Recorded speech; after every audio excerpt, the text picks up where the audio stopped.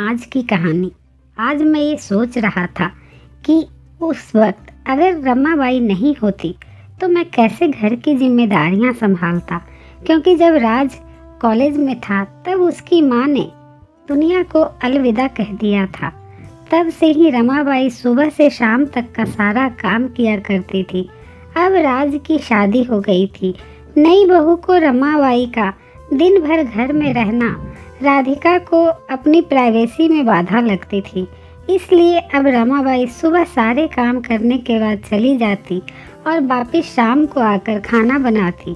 रमाबाई की गैरहाजिरी में छोटे मोटे काम होते जो बिना कहे बाबूजी ये सोच कर लिया करते कि बहू को मदद मिल जाएगी, लेकिन बहू सोचती थी कि ससुर को औरतों के काम में दखल देने की आदत है।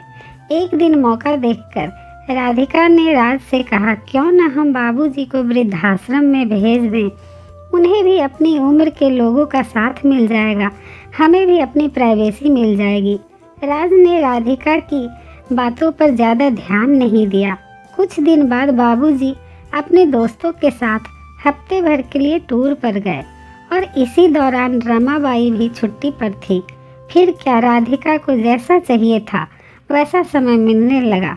खाना बनाने की टेंशन नहीं थी, लेकिन घर में निकलने वाले सारे काम तो अभी भी करने ही थे।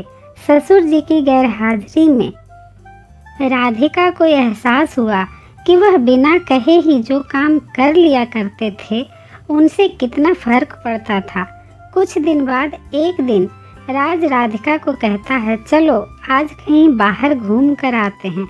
राधिका बड़ी खुशी से सज धज कर बाहर घूमने के लिए तैयार हो जाती है। राज राधिका को अपने घर से 5 किलोमीटर दूर एक चौल में लेकर आता है। एक आदमी राज के हाथों में चाबी देता है। राज उस चाबी को लेकर चौल में एक कमरे का दरवाज़ा खोलता है। कमरा खुलते ही 2 रूम वाले उस छोटे से अंधेरे घर के अंदर राज राधिका को लेकर जाता है और कहता है, कैसा लगा तुम्हें नया घर? हम अगले महीने से इसी मकान में अलग रहेंगे और अपनी प्राइवेसी भी रहेगी। अभी मेरी आमदनी के हिसाब से हम इसी में रह सकते हैं। राज का यह व्यवहार राधिका को समझ में नहीं आया। वह चौंकते हुए कहती है, हमारे पास अपना इतना बड़ा घर तो है, फिर क्यों हम किराए में रहेंगे? राज उसे टोकते हुए कहता है, सोच समझकर बोला करो, वह घर हमारा नहीं है, वह माँ बाबूजी का है। तुम्हारे पास 1 महीना है सोचने के लिए कि तुम्हें आगे क्या करना है। घर पहुँचते ही उसने राज से कहा, माना कि यह घर माँ बाबूजी का है, लेकिन क्या हमारा इस पर कोई हक नहीं है?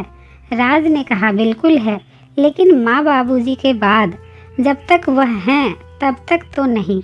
अगर तुम्हें हक समझ में आता है तो तुम्हें जिम्मेदारियाँ भी समझ में आती होंगी। सिर्फ हक के बारे में सोचकर और अपनी जिम्मेदारियां भूलकर स्वार्थी होना क्या अच्छा होता है? राधिका राज से बोली, मुझे माफ़ कर दीजिए, मैं सच में स्वार्थी हो गई थी, मुझसे बहुत बड़ी गलती हो गई। राज बोला, तुम्हें पछतावा हुआ, मेरे लिए यही काफ़ी है, मैं तुमसे नाराज़ नहीं हूँ। बेटे और बहू का यह बात बाबूजी दरवाजे पर खड़े होकर सुन रहे थे।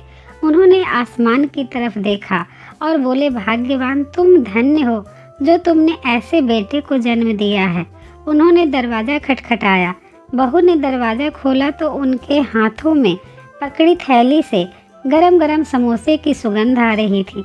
ससुर जी ने अपनी बहू से कहा, वो कोने वाले हलवाई के पास से लाया हूँ, तुम्हें बहुत पसंद है ना? राधिका को आज अपने आप पे शर्म आ रही थी।